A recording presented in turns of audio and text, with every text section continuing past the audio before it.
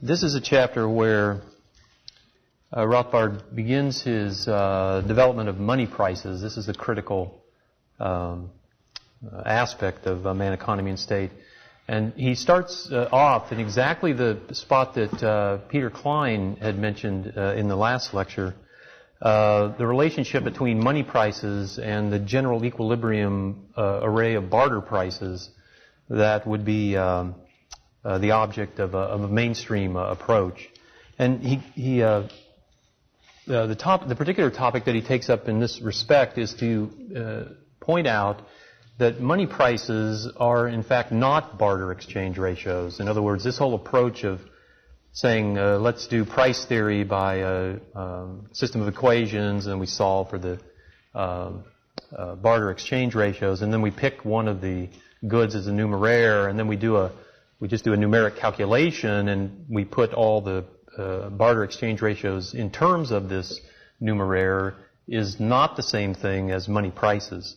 And let's just take this simple illustration. Let's say that we want to convert all prices in the barter exchange system into Apple prices. And so let's say we have an actual exchange of 2 bags of apples for 4 gallons of gas. So that's a barter exchange ratio that we come up with in the system. But bags of apples do not exchange directly for plates of spaghetti. So there, all we have is a barter price in terms of gallons of gas. So to get the barter price in terms of apples, we just do the appropriate calculation, right? So if we can trade 2 bags of apples for 4 gallons of gas, then 2 gallons of gas would trade for 1 bag of apples, and so the spaghetti price would be 2 gallons of gas would be 1 bag of apples for the plate of spaghetti. So the first point, again, that Rothbard wishes to make here is that this won't do it all. This is not giving us money prices, right? This is not the same thing as giving us money prices. And he gives 3 reasons for this. The first is that when we have money prices for all things, the ratios are all in terms of the general medium of exchange, right? With barter exchange ratios, we do not have a general medium of exchange. This means that we cannot have actual exchanges between bags of apples and plates of spaghetti. We might have in the numeraire that we pick, let's say to take a general case of this, we might have, let's say, 10 goods out of 100 that are directly traded for the numeraire. But the other 90 are not, right? These we just calculate. So when we talk about money prices, since money prices are the general medium of exchange, they trade against all other goods. Now the importance of this is not just a technical fact, right? The importance of this is that because of the existence of money prices, we can now engage in economic calculation, whereas with barter exchange ratios, we cannot.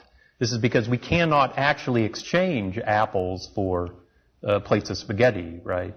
So we can't actually do accounting in bags of apples. This doesn't aid us as a tool of decision-making in the monetary economy. There, we have to have the common medium of exchange where we can actually exchange money for all these other goods so that we can make comparisons of the money sums that we spend to get this set of goods and the money sums that we receive when we sell these sets of goods. Now, secondly, he points out that while the prices of all goods are the same for all traders in the market at any point of trade, so the trading 2 bags of apples for 4 gallons of gas, that would be the same price for all the traders in the market. This isn't true for money. This would be true, of course, in the barter exchange world, right? All the prices that are actually being exchanged are exactly the same for all the traders at that moment. But with money, this is true for all goods, but it's not true for money. Right? There we have a separate purchasing power of money, or a separate exchange ratio of goods against money for each person. This is because each person buys only a particular set of goods, not all goods in the economy. So this is another difference between that's important theoretically between money prices and barter prices. And then the third thing he points out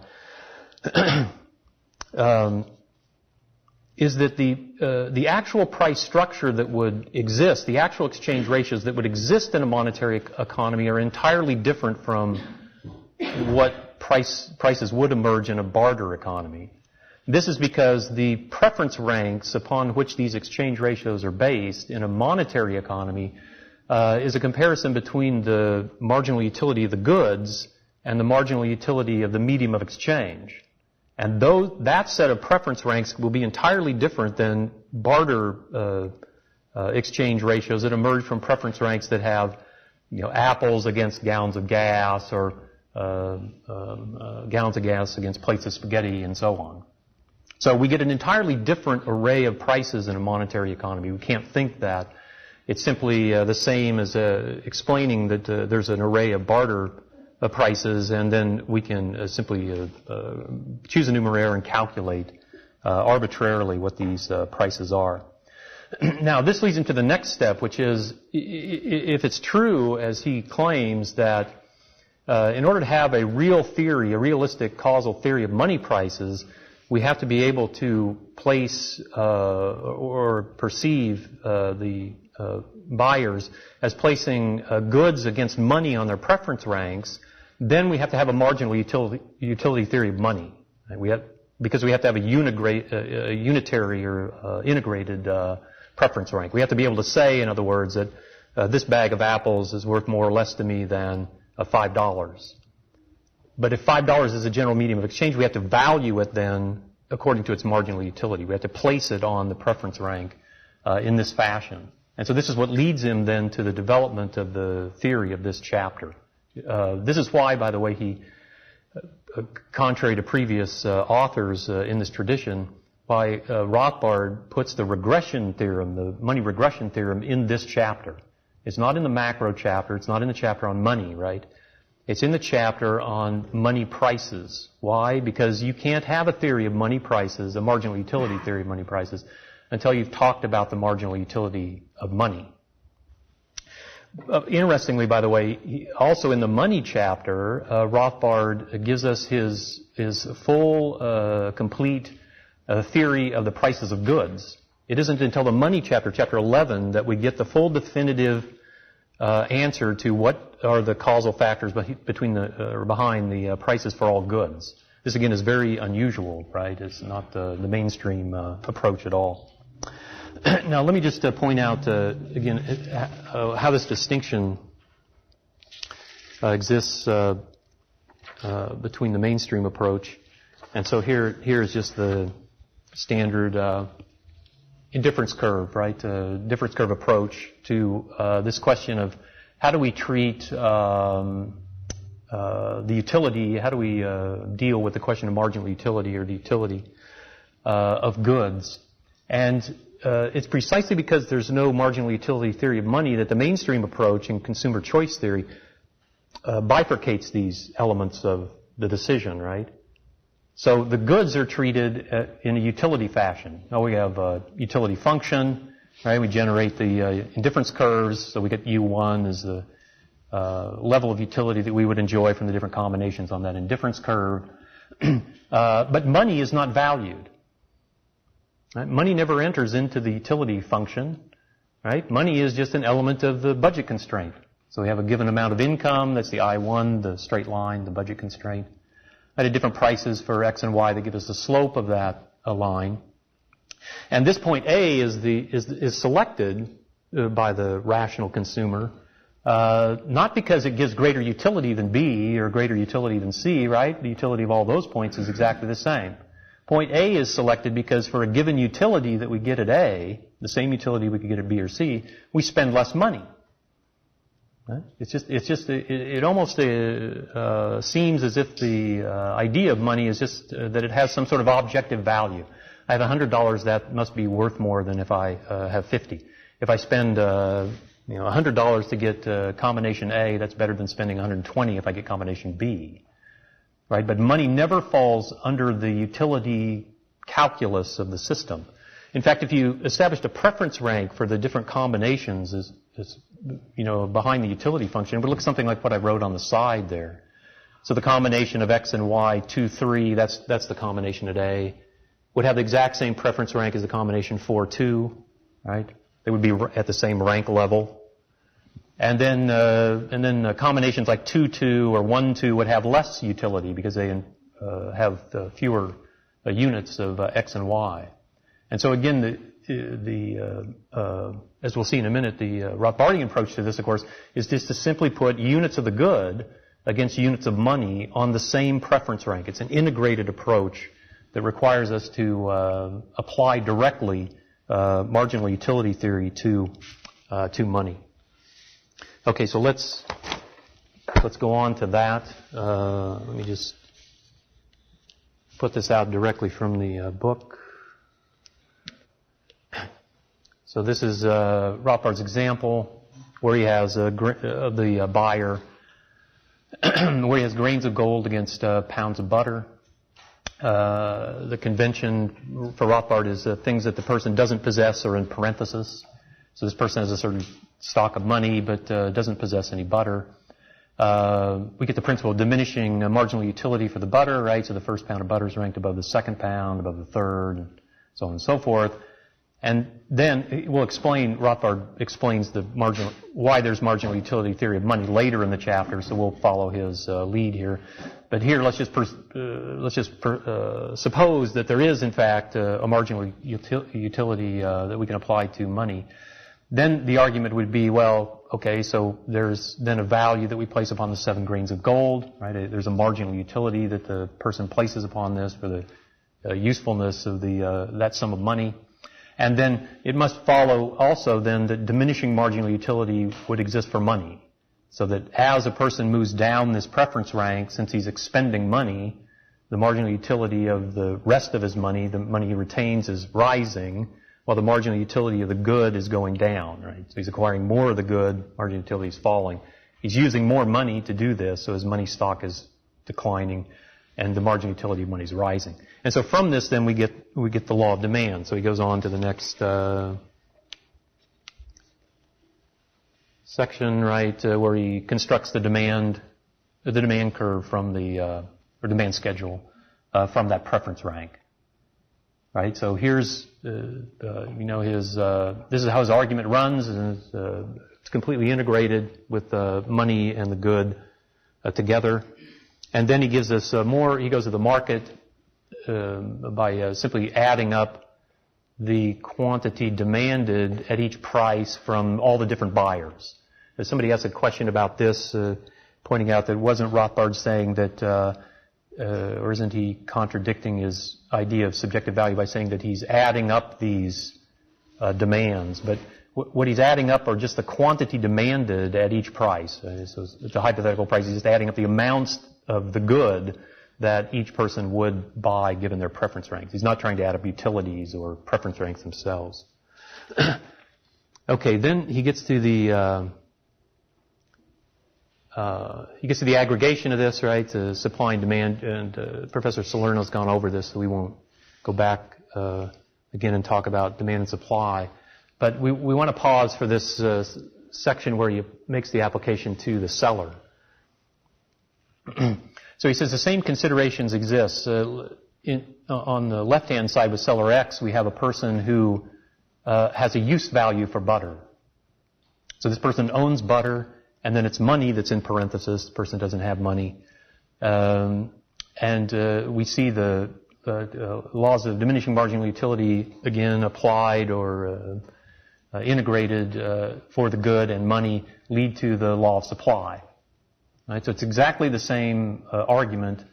Simply, the seller has the units of the good, desires money, so as he sells, his stock of the good goes down, so the marginal utility rises, and his stock of money is rising, so the marginal utility of money goes down. These are reinforcing aspects that bring about the upward sloping supply curve. And then he gives us this case on seller Y over here, where he says it would also be possible that we could have a case where a seller had no use value for the good. What would happen then? There was no marginal utility, no particular marginal utility in personal use for the good. And he says there the person would simply set a reservation price, as he says, some minimal price that they would accept And it could be that they would offer their entire supply then at any price above that, right? Whatever the price. So in this case, it would be 2 grains of gold, right? 2 grains of gold were offered for a pound of butter. This person would sell all 6 pounds of butter. We would also sell all 6 at 6 grains and so on. So this is the vertical supply relationship that Rothbard points out is not uncommon, again, in the division of labor. We have people who have previously produced goods that they have no use value for. And then these are not durable goods, but perishable. And so they would be willing to offer the entire supply at above any minimal price. Okay, and again, we can just then aggregate these, and we would get the overall, the market demand and the market supply. Okay, now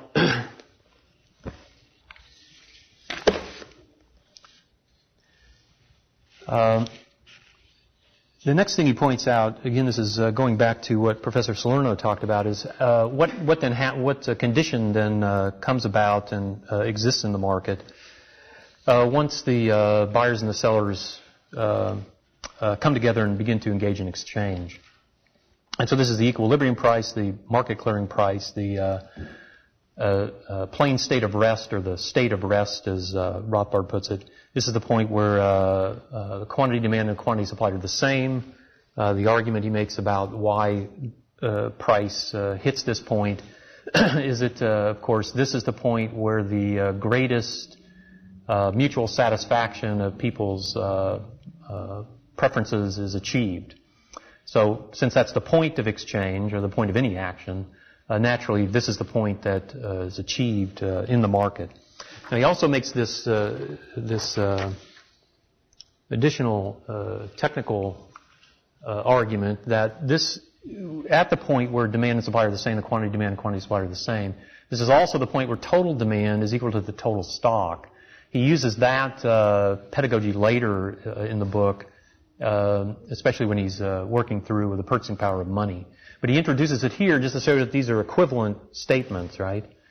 And the argument then is just contained here by definition. So if we have the supply of the good as the total stock minus the reservation demand, and total demand is just defined as exchange demand or regular demand plus reservation demand, then where demand is equal to the stock, we just substitute S in for D, obtaining this equation, right? That total demand is total stock minus the reservation demand plus reservation demand, so it's equal to the total stock.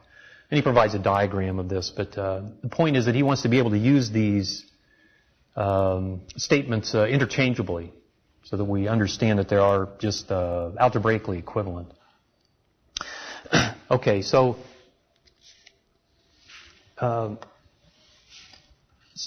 as he points out, these markets clear.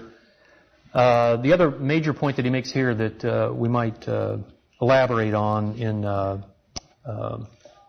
the market clearing is that he goes on to discuss in more detail what it means when he says that this is a state of rest.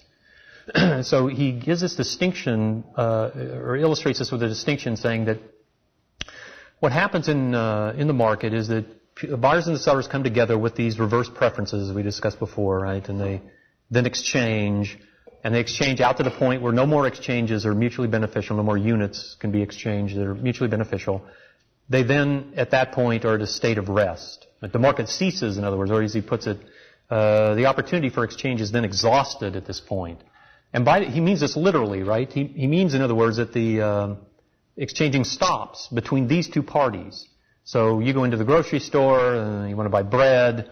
So you see the price of bread is $2 a loaf, and you buy 2 loaves of bread. You walk out of the store. That's a state of rest. There is no more mutually advantageous trade between the two of you. And as Rothbard points out, what this means in practice, or what this means in markets, is that markets are, if they're ongoing, are constantly being regenerated by the renewal of preferences or the changing of stocks of goods that generate additional possibilities for mutual benefit. But there are obviously some markets where this wouldn't happen. The example he gives is Chippendale chairs. Right? So Chippendale chairs, right? This market only occurs periodically. So here we see the state of rest can extend for years, and a Chippendale chair may not come onto the market. It would only come onto the market when the conditions that underlie, these preference conditions that underlie exchange, change in such a way as to create reverse preferences between the buyer and the seller. So what he's saying again is that all markets are like that. Even the markets that are regenerating all the time, that seem to us to be continuous, or seem to observers to be continuous, are actually just regenerating states of rest. Right? Other buyers coming into the store and buying things and then leaving, and others coming in after them and leaving, and so on. Okay, so this is also again an important distinction between the Rothbardian approach and the mainstream. Right? This is in other words, Rothbard is saying that this theory is designed to explain these prices that actually exist for goods, that are actually realized in exchanges, not hypothetical prices, not barter prices, not long-run prices, and so on. Okay, now let's get to the marginal utility of money and the regression theorem. So Rothbard says, okay, we want to apply the marginal utility theory to money.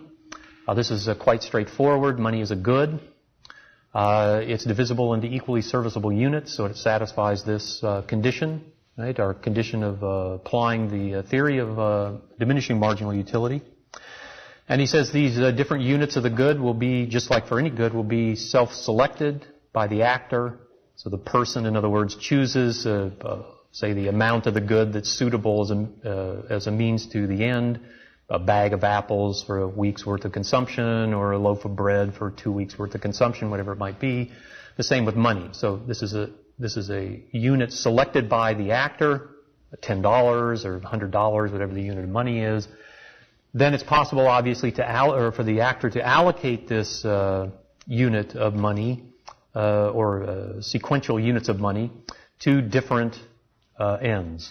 So equally serviceable units, remember, are units of a good that interchangeably satisfy a single end. So $100 could be used to buy a new jacket or something, or maybe a new pair of shoes.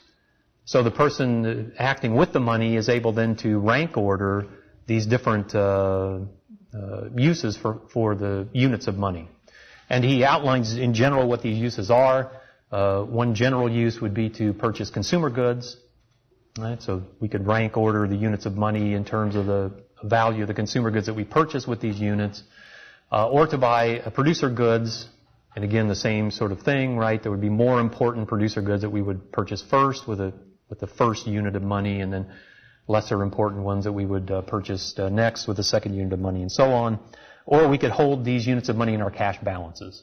So again, he's integrating this with the macro analysis to come later. And then he gets to the critical point, right? The critical point being that there seems to be then a problem of logical circularity in this argument. And the problem is that with goods, when we talk about the marginal utility, we're able to do so without reference to the price. So it's possible that, conceivable, right, that a person can assess the marginal utility of a bag of apples just by its usefulness. He doesn't need to know the price in order to assess the usefulness or the utility or use value of the bag of apples. Same with producer goods. So an hour of labor, a hammer, and so on, can all be valued for their usefulness. We do not need to know the price in order to assess the value of the thing. But with money, this will not do, right? With money, in order to assess its marginal utility, we in fact have to know its price. We have to know what set of goods can a given amount of money purchase. Otherwise, we can't rank order it against goods. We would be at a loss to know how much money to hold or to value with respect to different goods. This is precisely because money is the medium of exchange.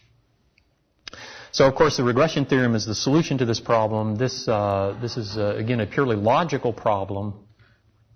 right, that Rothbard is trying to solve. Again, he's just following Mises in this demonstration.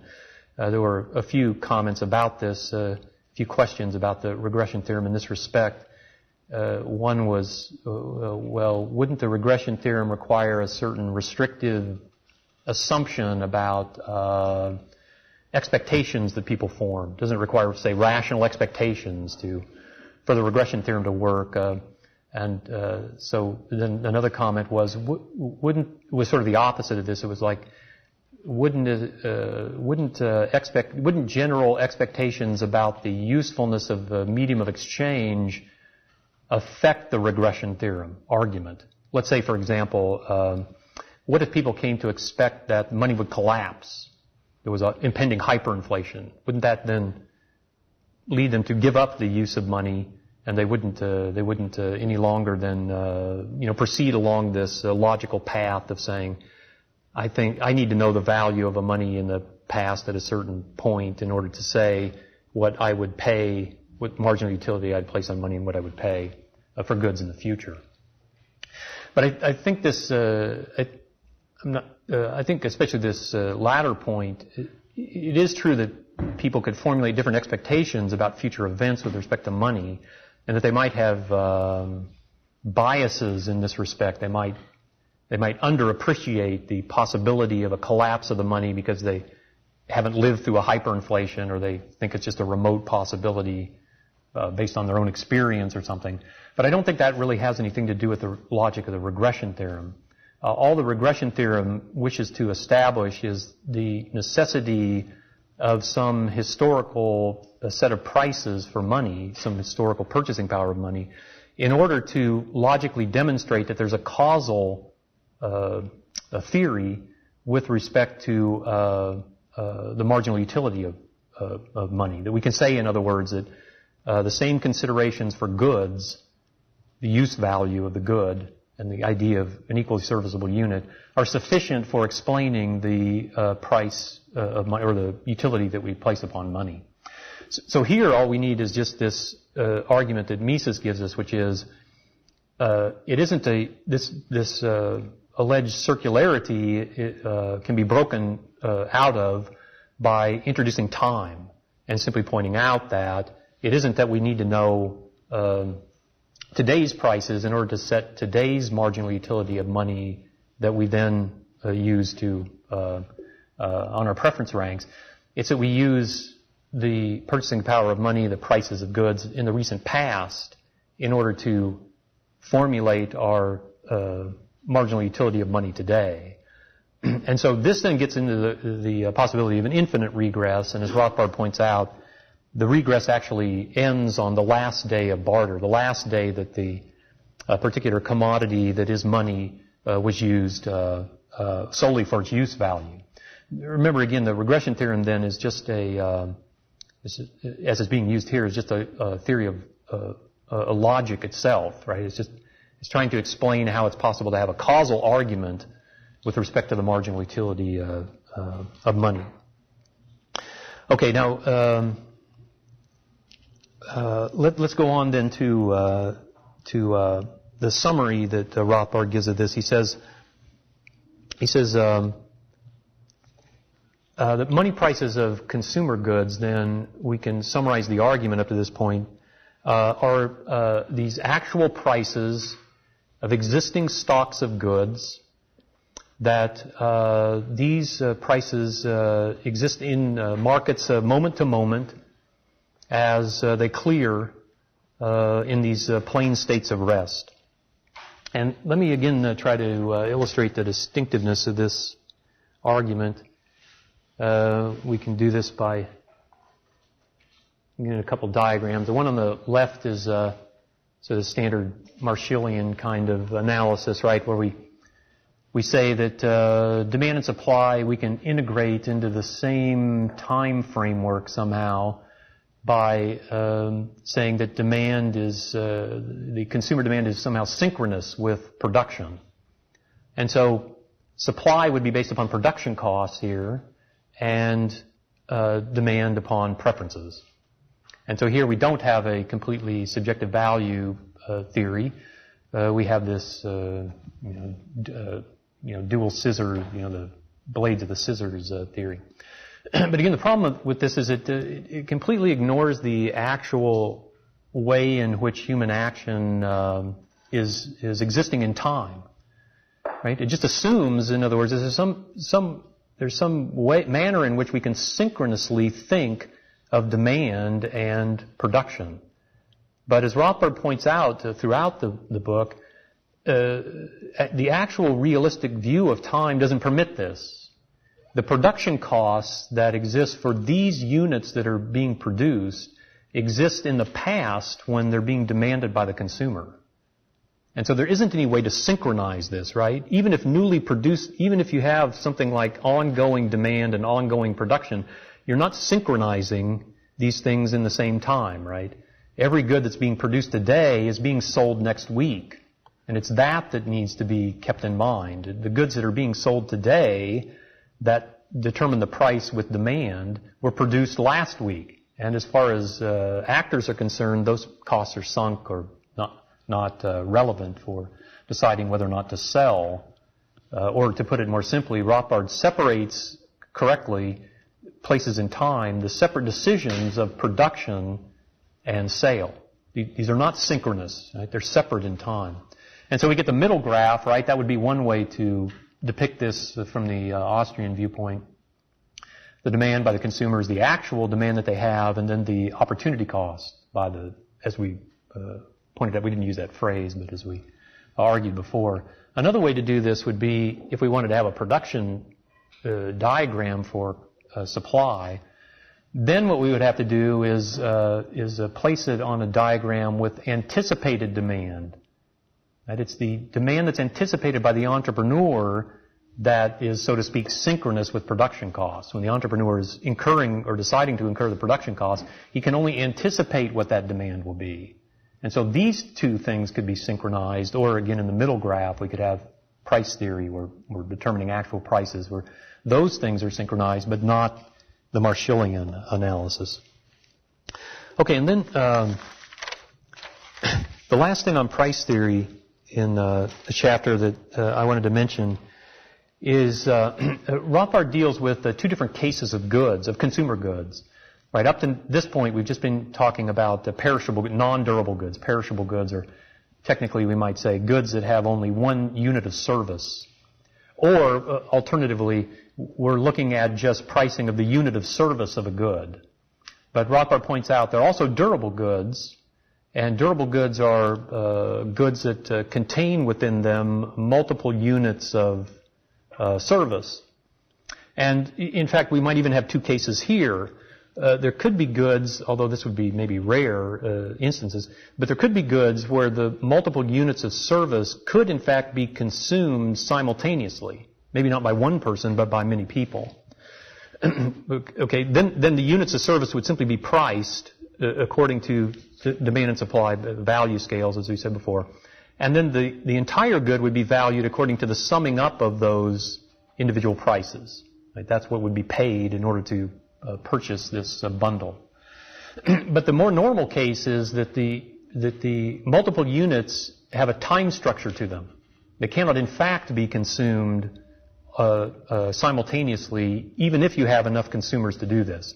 So for example, an automobile can only be driven by one group of people at one time, right? And then next week another group could drive it around and so on. So all of the driving services that are provided for it can't be consumed by a single group of people, no matter how large, all at once. Refrigerators are like that, right? Most durable goods are like this.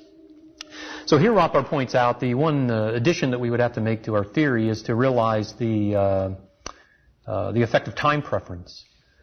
So it is true that arbitrage would tend to equate the price of the bundle of service with the sum of the prices of the individual services that make up the bundle, except for time preferences. Time preference then would require a discounting, right? So the sum of the prices that go into the price of the durable good would be discounted by time preference, and he gives some illustration of how this would be done.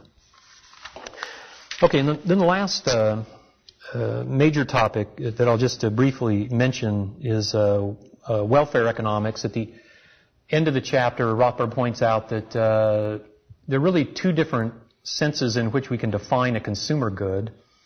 Consumer good could be defined praxeologically, like it is in the early chapters, as a good that provides its usefulness directly. It's directly serviceable.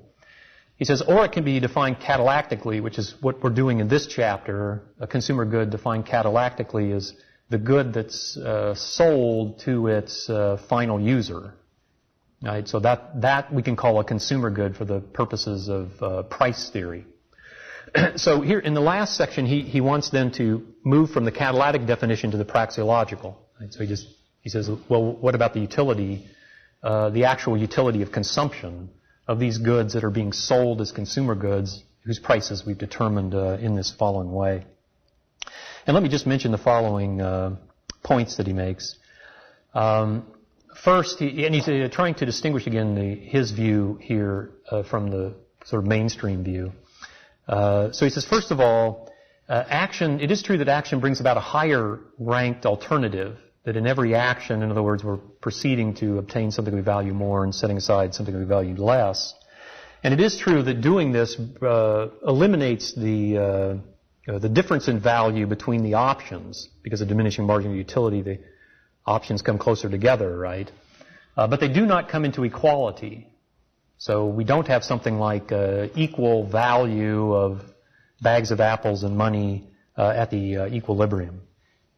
It's also the case, it follows from that, or it follows from what underlies that, that also while we can get the greatest level of utility, so to speak, from exhausting exchange, we don't do something like maximize utility in the functional sense. So because we don't have a utility function that's operative here. And then he points out that also, in a functional sense, there would be a relationship between total utility and marginal utility, marginal being the first derivative of total, is summing up the marginal, we get the total. But as Rothbard points out, that isn't the case in his analysis with an ordinal approach to a utility. Total utility is just the utility that the person places upon the set of units of the good. And that utility is not related necessarily, at least, to the utility of each unit of the good in its own use value. So it might be that 6 pounds of butter could be used for an entirely different use. Let's say greasing slides at the park for kids. That 1 pound, that each unit of the 1 pound of butter would not be put to. And therefore might have a value entirely different, right, from the value of the sum, so to speak, of the uses of the individual pounds of butter used one at a time. Then he makes a remark about indifference and using questionnaires and so on, and how this differs from his own view, where he points out that indifference and answers people give to questionnaires are really psychological questions. They address psychological matters, whereas the question of preference and indifference is really a praxeological, or at least Rothbard defines these terms in a praxeological way. And so they're not related to each other, right? They're categorically different things. So Rothbard is simply saying that when we act, we have a preference, because we have to choose, and choosing, if it's purposeful, is based upon a greater value as opposed to a lesser. And therefore, if we don't have a preference, let's call that indifferent, then there isn't any action that would proceed, right? We wouldn't act with respect to this particular aspect of acting. Okay, so this is what he means by it, right? And what neoclassical economists mean by it is something else. They're just using a different, they're using the same word to refer to a different thing.